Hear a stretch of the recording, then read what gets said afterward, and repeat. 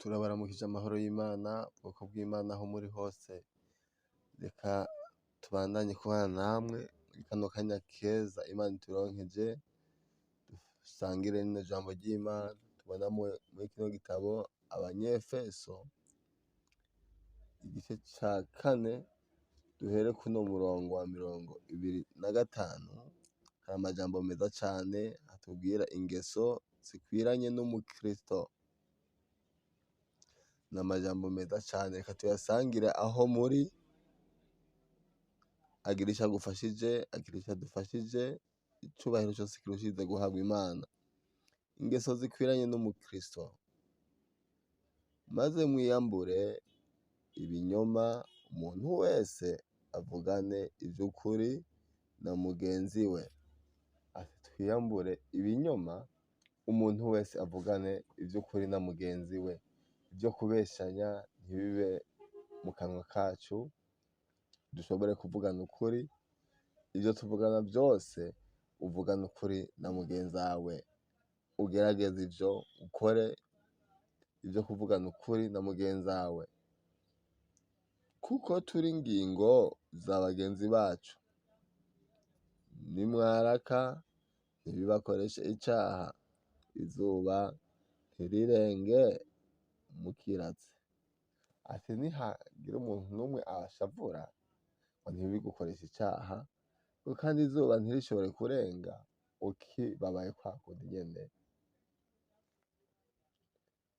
Kandi ntimuhe wa mugwanizi icicaro. Uwiba ntakongere kwiba, ariko apfume acumukura, akoreshe ayiwe maboko ivyiza. Ati umuntu wese ngo yokwiba ntakongere kwiba, nabihebe, ariko atume acumukuza ayiwe maboko ivyiza, kugira ngo aronke ivyo gufasha ukenye. Aho ubaye ngo adoshobora kuronka ivyo gufasha ubukenye. Hari amajambo meza cane, amajambo y'indemeshanyo, amajambo atwereka ukuntu umuntu akwiye kwifata. Ku murongo wa 29, ntihaze hagire ibiyago bibi biva mu kanwa kanyu. Ati ntihagire ibiyago bibi bishobora kuva mu kanwa kawe. Wiyubare ivyo uvuga, ivyo uganira, ntihagire ibiyago bibi bishobora kuva mu kanwa kawe, mu kanwa kanyu, ariko muvugane ijambo ryiza ryose ryo gukuza ukwiye kuribwirwa. Atariko tuvugane amajambo meza yose akuza umuntu ayumvise. Ndabigusabiye Imana igushoboze, ico uvuze kibe ari ikintu gishobora gukuza umuntu acumvise, kugira ngo riheshe abaryumvise ubuntu bw'Imana. Kugira ngo umuntu wese aryumvise rimuheshe ubuntu bw'Imana. Imana ishirwe hejuru, Imana ishirwe hejuru cane ubugira kandi. N'amajambo meza cane. Tukibandanya kuno murongo wa 30, kandi ntimukababaze mpwemu yera w'Imana. Ati ntitukababaze mpwemu yera w'Imana. Aya majambo rikabwirwa wewe, rikabwirwa jewe, wumve wishire ku munzane. Yabashiriweho kuba ikimenyetso gushitsa ku musi wo gucungurwa. Umururazi wose no kujingitwa n'uburake no gutongana no gutukana bibavemwo. Ati umururazi wose wo kujingitwa n'uburake no gutongana vyose bibavemwo, hamwe n'inzigo yose. Mugiriranire neza, mugiriranire imbabazi, muharirane nk'uko Imana nayo yabahaririye muri Kristo. Imana ishirwe hejuru cane. Ni amajambo meza cane, ni amajambo y'indemeshanyo, ni aya majambo atwereka ingeso zikwiranye n'umukristo. Aho uri hose wumva aya majambo yoba yawe, nanje numva aya majambo yoba yanje, kugira ngo tubone kwama ivyamwa bikwiranye, ivyamwa vy'umukristo, ingeso zacu zimere nk'iz'umukristo. Aya n'amajambo ariko aratwereka ingeso zikwiranye n'umukristo. Ati uwiba ntakongere kwiba, kandi ntunabeshe, uvugane ivy'ukuri na mugenzi wawe. Ico uvuze wumve yuko ari ijambo rikwiye gukuza uwuryumvise. N'amajambo meza cane, amajambo y'indemeshanyo, amajambo adusunikira kugira ico tuvuyemwo, maze tube nk'uko Imana igomba. Aha hariko hatubwira amajambo meza cane hano muri Abanyefeso igice ca 4 twahereye ku murongo wa 25, niho hariko haratubwira ati ingeso zikwiranye n'umukristo, maze mwiyambure ibinyoma, umuntu wese avugane ivy'ukuri na mugenzi we, kuko turi ingingo za bagenzi bacu. Nimwaraka ntibibakoreshe icaha, izuba ntirirenge mukiratse, kandi ntimuhe wa mugwanizi icicaro.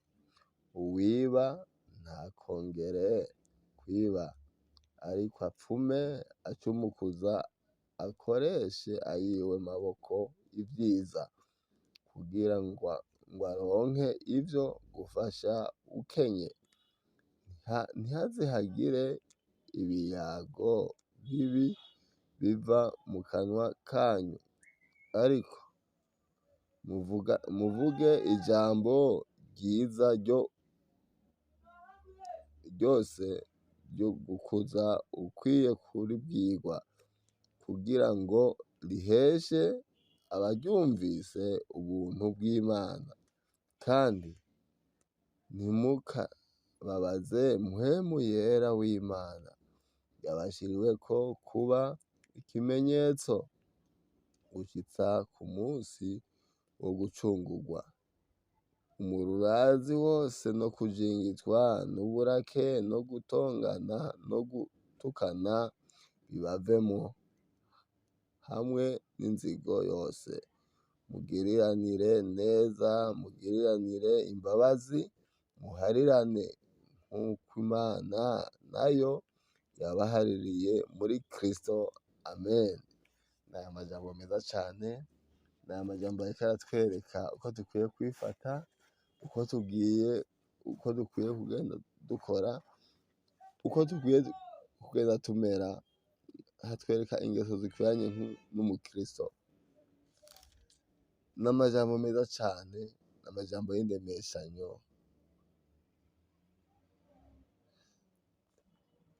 Turavye mw'ino Zaburi nayo y'119 havuga ati hahirwa abagenda batunganye, bakagendera mu vyagezwe vy'Uhoraho. Uno murongo wa mbere ariko batubwira ati hahirwa abagenda batunganye, bakagendera mu vyagezwe vy'Uhoraho. Ndumva nawe wokunda kugendera mu vyagezwe vy'Uhoraho. Hahirwa abitondera ivyo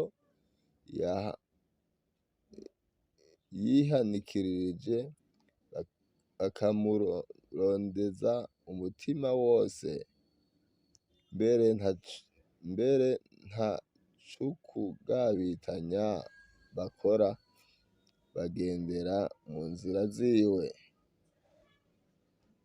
Aya majambo n'amajambo meza cane. Washinze amateka yawe kugira ngo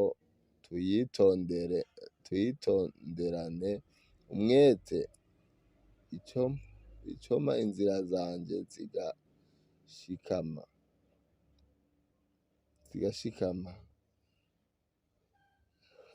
kugira ngo nitondere ivyo washinze. Aho nzoshirira umutima ku mabwirizwa yawe yose, niho ntazomaramara. Nzogushimisha umutima utunganye, ninamara kwiga imanza zawe ziroranye zibereye. Nzokwitondera ivyo washinze, ntunte ngo mbe ruhebwa. Umusore azokwezesha inzira yiwe iki? Azoyezesha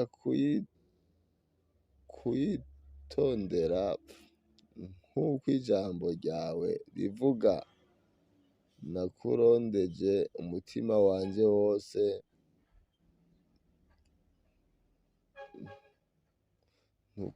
ntukunde ko mpusha ngo mve mu mabwirizwa yawe. Nabitse ijambo ryawe mu mutima wanje ngo ntoye kugucumurako. Imana ishimwe cane, Imana ishigwe hejuru. Nawe sinzi yuko hari ijambo woba warabitse mu mutima kugira ngo woye gucumura ku Mana. Ati nabitse ijambo ryawe, ati nabitse ijambo ryawe mu mutima wanje ngo ntoye kugucumurako. Ati nabitse ijambo ryawe mu mutima ngo ntoye kugucumurako. Uhoraho, reka tubandanye kuno murongo wa 12. Ati Uhoraho uri uwo gushemagizwa, unyigishe ivyo washinze. Namamaje n'iminwa yanje imanza zose ziroranye z'akanwa kawe. Nanezerewe inzira y'ivyo wihanikirije, nk'uko nezererwa ubutunzi bwose. Nzokwiyumvira amateka washinze, kandi nzoshira umutima ku nzira zawe. Nzonezererwa ivyo washinze, sinzokwibagira ijambo ryawe. Imana ishirwe hejuru cane. Hari amajambo meza cane, amajambo y'indemeshanyo. Ugumye hasoma, hari ivyiza vyinshi cane biduhamagarira kuguma twubaha Imana. Aho uri hose rero wumve Imana wayigira iya mbere mu mutima wawe. Imana wayigira iya mbere mu vyo ugenda ukora. Imana niyo woshira imbere muri vyose, kuko niyo ishoboye vyose. Ni Imana ituzigama, ni Imana itugirira neza, ni Imana urwaye igukiza. Umuririmbyi umwe niwe yavuze ati twaragwaye uradukiza Mana, ngo tubuze ivyo kurya ngo waratugaburiye, twabura ivyo kwambara urabiduha, ntaco twagukenanye. Reka icubahiro cose kirushiriza kuba ic'Imana. Uwundi nawe aravuga ati irashoboye iyo Mana, nta kintu na kimwe kiyinanira. Ni Imana ikura umuntu ku cavu, ni Imana ikura umuntu ahantu hagayitse ikamwicarikana n'abakomeye. Icubahiro cose kirushirize kuba ic'Imana.